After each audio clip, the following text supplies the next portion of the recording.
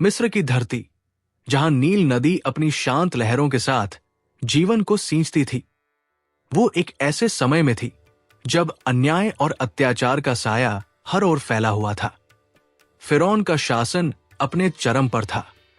उसकी क्रूरता और शक्ति के आगे कोई सिर नहीं उठा सकता था। फिरौन के भय का एक विशेष शिकार था यहूदी कौम, जिसे उसने गुलामी की जंजीरों में जकड़ा हुआ था। परंतु नियति को कुछ और ही मंजूर था। यह कहानी है मूसा की, एक ऐसे व्यक्ति की जिसने न केवल यहूदी कौम को मुक्ति दिलाई, बल्कि यहूदी धर्म, ईसाई धर्म और इस्लाम में एक महान नबी के रूप में अपनी अमर पहचान बनाई। यह कहानी शुरू होती है उस समय से जब फिरौन ने यहूदी नवजात शिशुओं को मारने का क्रूर आदेश दिया। वो डरता था कि यहूदी कौम की बढ़ती संख्या उसके शासन के लिए खतरा बन सकती है। इस अंधेरे समय में एक यहूदी दंपति योखेबेद और अमराम के घर एक पुत्र ने जन्म लिया। उसका नाम था मूसा। योखेबेद जानती थी कि यदि फिरौन के सैनिकों को इस बालक का पता चला तो उसका जीवन खतरे में होगा। माता का हृदय अपने पुत्र को खोने का दर्द सहन नहीं कर सकता था। उसने एक साहसी निर्णय लिया। उसने एक टोकरी में अपने पुत्र को रखा और उसे नील नदी की लहरों के हवाले कर दिया, ये प्रार्थना करते हुए कि ईश्वर उसके पुत्र की रक्षा करे। नील नदी की लहरें उस टोकरी को फिरौन की पुत्री के पास ले गई, जो उस समय नदी तट पर स्नान करने आई थी। जब उसने टोकरी खोली तो उसका हृदय उस रोते हुए शिशु को देखकर पिघल गया। उसने उसे अपने पुत्र के रूप में स्वीकार किया और उसका नाम रखा मूसा, जिसका अर्थ है पानी से निकाला गया। इस तरह एक यहूदी बालक, जिसे मृत्यु निश्चित थी, मिस्र के राजमहल में पलने लगा। मूसा का बचपन राजसी वैभव में बीता। उसे मिस्र की सर्वश्रेष्ठ शिक्षा दी गई। वो न केवल बुद्धिमान था, बल्कि शारीरिक रूप से भी बलशाली था। परंतु उसके हृदय में कहीं न कहीं अपनी असली पहचान की छाया थी। वो यहूदी दासों की पीड़ा को देखता और उसके मन में एक अजीब सी बेचैनी उठती। क्या वह अपने लोगों की इस दयनीय स्थिति को बदल सकता था? ये प्रश्न उसके मन में बार बार उठता। एक दिन जब मूसा वयस्क हो चुका था, उसने एक मिस्री सैनिक को एक यहूदी दास पर अत्याचार करते देखा। क्रोध और न्याय की भावना ने उसे आवेशित कर दिया। उसने उस सैनिक को मार डाला और उसका शव रेत में छिपा दिया। परंतु यह घटना गुप्त न रह सकी। जब फिरौन को इसकी खबर मिली तो उसने मूसा को मृत्युदंड देने का आदेश दिया। मूसा को अब मिस्र छोड़कर भागना पड़ा। वो मिद्यान की ओर भागा, जहां उसका जीवन एक नया मोड़ लेने वाला था। मिद्यान में मूसा की मुलाकात यित्रो नामक एक पुरोहित से हुई, जिसने उसे शरण दी। मूसा ने यित्रो की पुत्री सिपोरा से विवाह किया और एक साधारण जीवन जीने लगा, चरवाहे के रूप में। परंतु ये शांति केवल तूफान से पहले की शांति थी।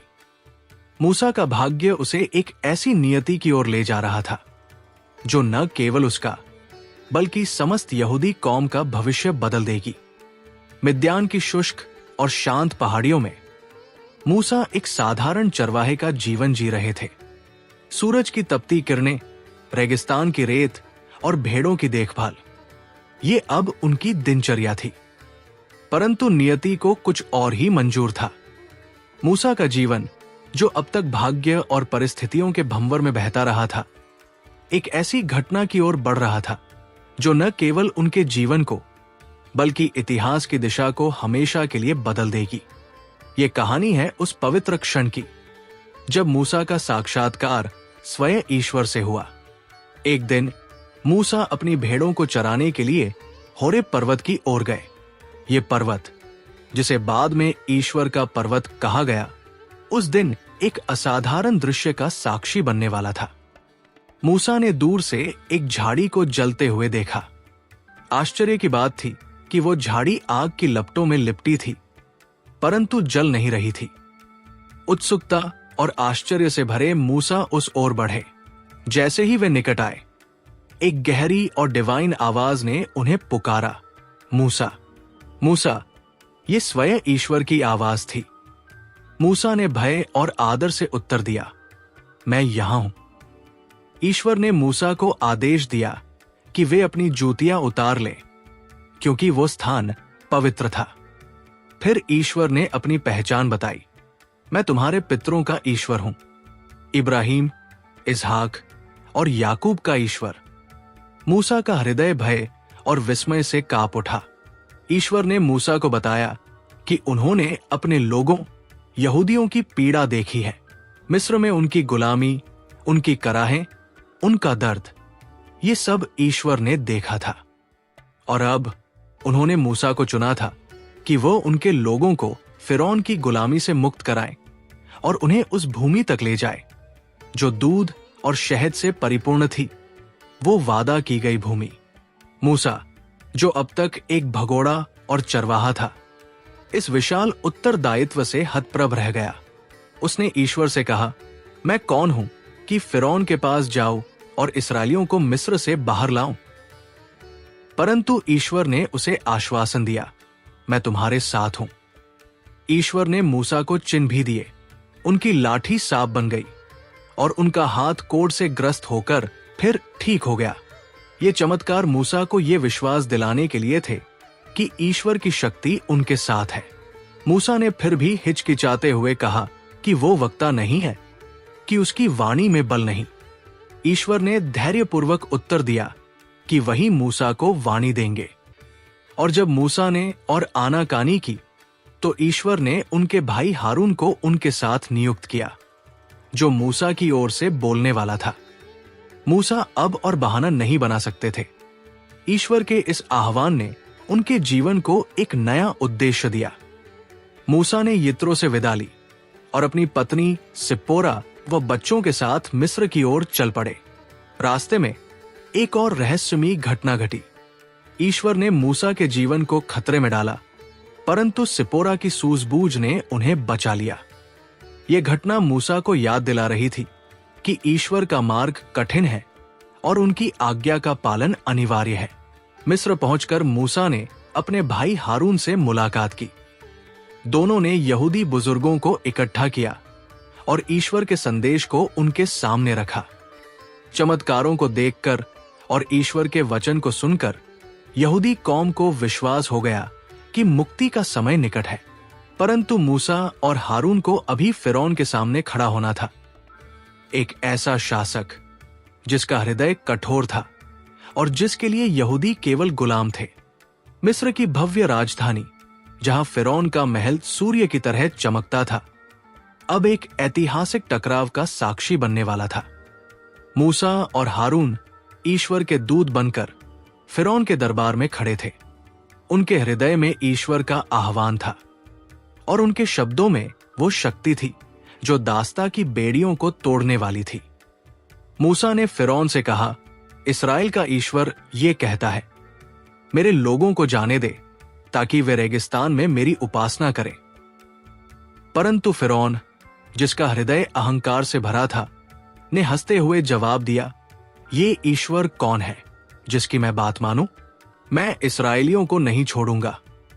फिरौन की इस अवहेलना ने मूसा और हारून को निराश नहीं किया, क्योंकि ईश्वर ने उन्हें पहले ही चेतावनी दी थी कि फिरौन का हृदय कठोर होगा।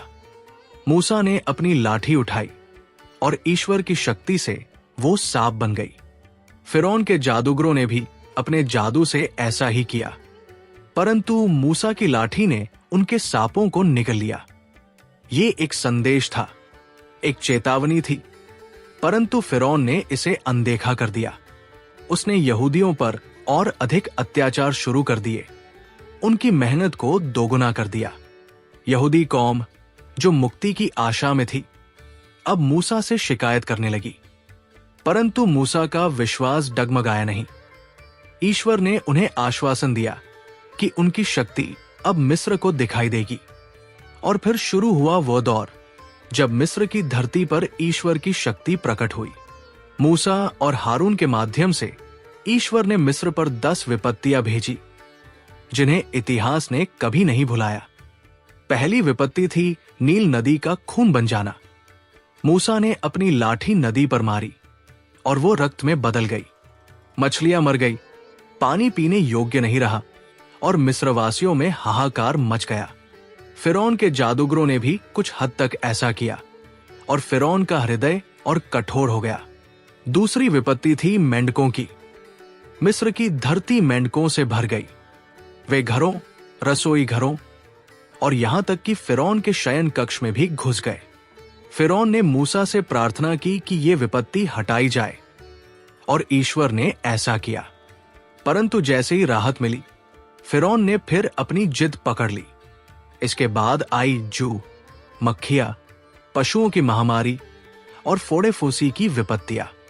प्रत्येक विपत्ति के साथ मिस्र की शक्ति कमजोर पड़ती गई और फिरौन के जादूगर भी अब ये मानने लगे कि ये ईश्वर की उंगली है।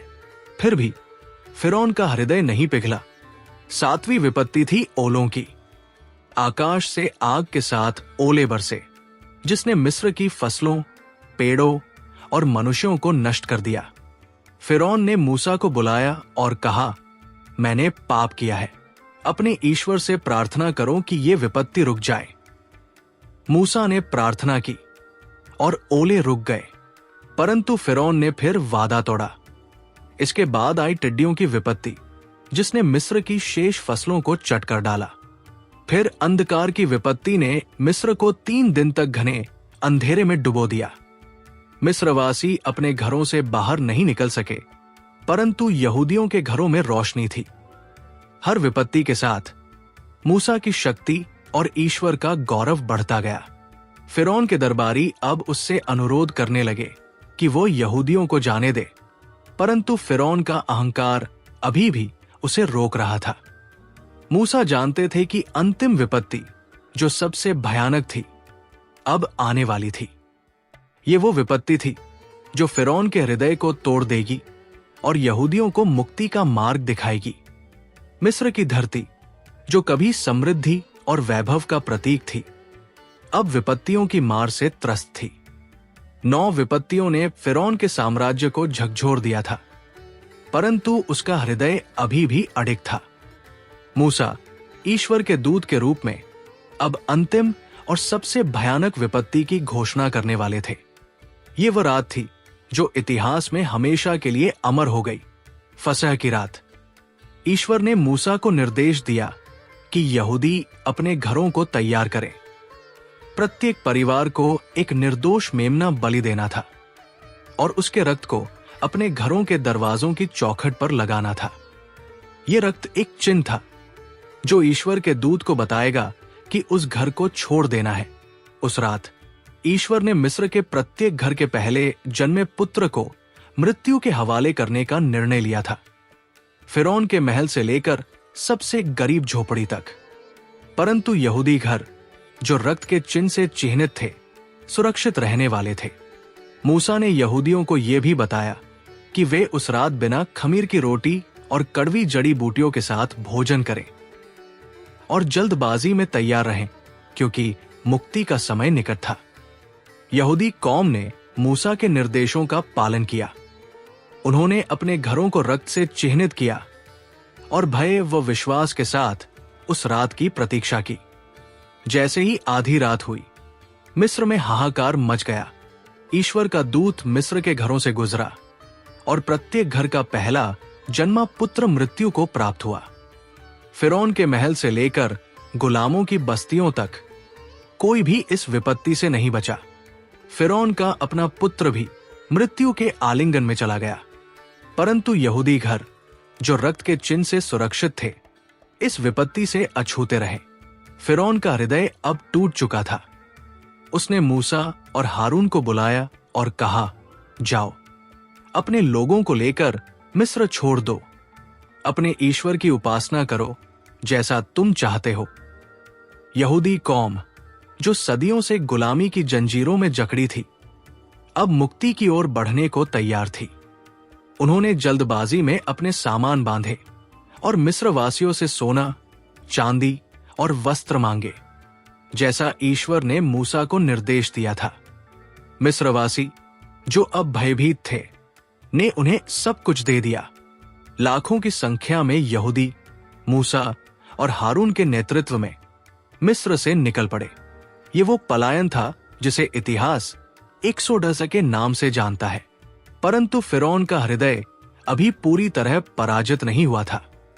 जैसे ही यहूदियों ने मिस्र छोड़ा, फिरौन को अपने निर्णय पर पश्चाताप हुआ। उसने अपनी सेना को इकट्ठा किया, रथ, घुड़सवार और योद्धा, और यहूदियों का पीछा करने निकल पड़ा। यहूदी अब लाल सागर के तट पर पहुंच चुके थे। सामने विशाल समुद्र था और पीछे फिरौन की सेना तेजी से उनकी ओर बढ़ रही थी। यहूदी कौम भय और निराशा से चीख उठी। उन्होंने मूसा से कहा, क्या तुम हमें मरने के लिए यहां लाए हो? परंतु मूसा का विश्वास अटल था। उन्होंने कहा, डरो मत, ईश्वर की मुक्ति को देखो। मूसा ने ईश्वर के निर्देश पर अपनी लाठी को समुद्र के ऊपर उठाया और तब एक चमत्कार हुआ। ईश्वर ने एक प्रचंड हवा चलाई और लाल सागर दो भागों में विभाजित हो गया। पानी की दीवारें खड़ी हो गई और बीच में सूखी जमीन का रास्ता बन गया। यहूदी विस्मय और विश्वास के साथ इस रास्ते से गुजरने लगे, परंतु फिरौन की सेना भी उनके पीछे समुद्र में प्रवेश कर गई। जैसे ही यहूदी सुरक्षित तट पर पहुंचे, मूसा ने फिर से अपनी लाठी उठाई।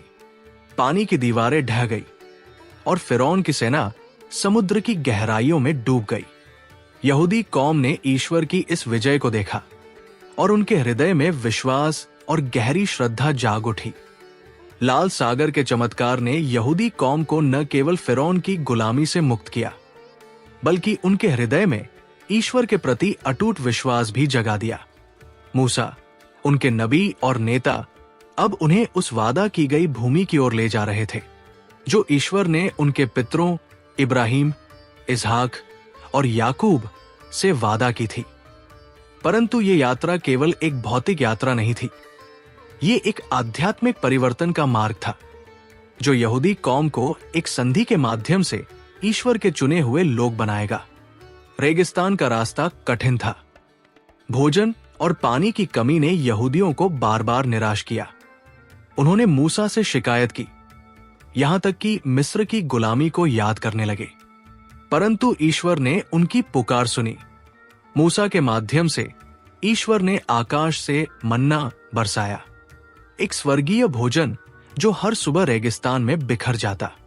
पानी की कमी के लिए मूसा ने ईश्वर के निर्देश पर एक चट्टान पर अपनी लाठी मारी और उससे झरना फूट पड़ा। ये चमत्कार यहूदियों को याद दिलाते थे कि ईश्वर उनके साथ है।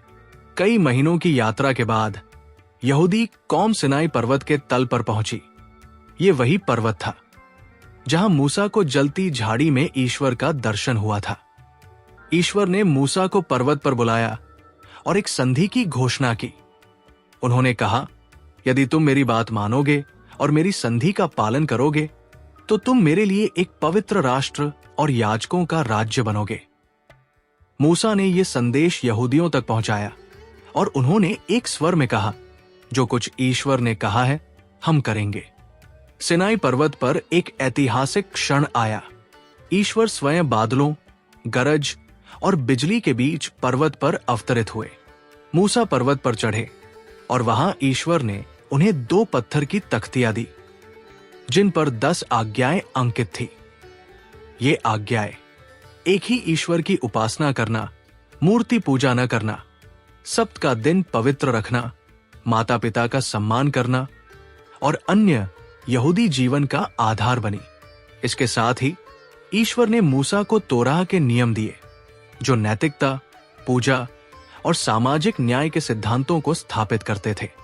परंतु जब मूसा पर्वत पर थे, यहूदी अधीर हो गए। उन्होंने हारून से कहा कि उनके लिए एक देवता बनाए। हारून ने उनके सोने से एक बछड़े की मूर्ति बनाई और यहूदी उसकी पूजा करने लगे। जब मूसा लौटे और ये देखा तो उनका क्रोध भड़क उठा। उन्होंने तख्तियां तोड़ दी और मूर्ति को नष्ट कर दिया। मूसा ने ईश्वर से अपने लोगों के लिए क्षमा मांगी और ईश्वर ने उन्हें नई तख्तियां दी। इस घटना ने यहूदियों को सिखाया कि ईश्वर की संधि का पालन कितना महत्वपूर्ण है। मूसा ने अपने जीवन के अंतिम वर्ष यहूदियों को वादा की गई भूमि कनान की ओर ले जाने में बिताए। परंतु ईश्वर ने मूसा को बताया कि वो स्वयं उस भूमि में प्रवेश नहीं करेंगे, क्योंकि उन्होंने एक बार ईश्वर के निर्देश का पूर्ण पालन नहीं किया था। मूसा ने नेबो पर्वत से कनान की भूमि को देखा और वहां उनका देहांत हो गया। मूसा की मृत्यु ने यहूदी कौम को शोक में डुबो दिया, परंतु उनकी विरासत अमर रही। यहूदी धर्म में मूसा सबसे महान नबी हैं, जिन्होंने तोराह को जनता तक पहुंचाया। ईसाई धर्म में मूसा को एक अग्रदूत माना जाता है, जिनके नियमों ने यीशु के आगमन की नींव रखी। इस्लाम में मूसा अलैहिस्सलाम एक महान नबी है, जिन्हें अल्लाह ने तौरात दी और जो अपने लोगों को सत्य के मार्ग पर ले गए। मूसा की कहानी केवल एक व्यक्ति की नहीं, बल्कि विश्वास, मुक्ति और ईश्वर के साथ संधि की कहानी है। उनकी आवाज आज भी यहूदी, ईसाई और इस्लामी परंपराओं में गूंजती है, जो हमें याद दिलाती है कि सत्य और न्याय का मार्ग कठिन हो सकता है, परंतु ईश्वर का मार्गदर्शन उसे संभव बनाता है।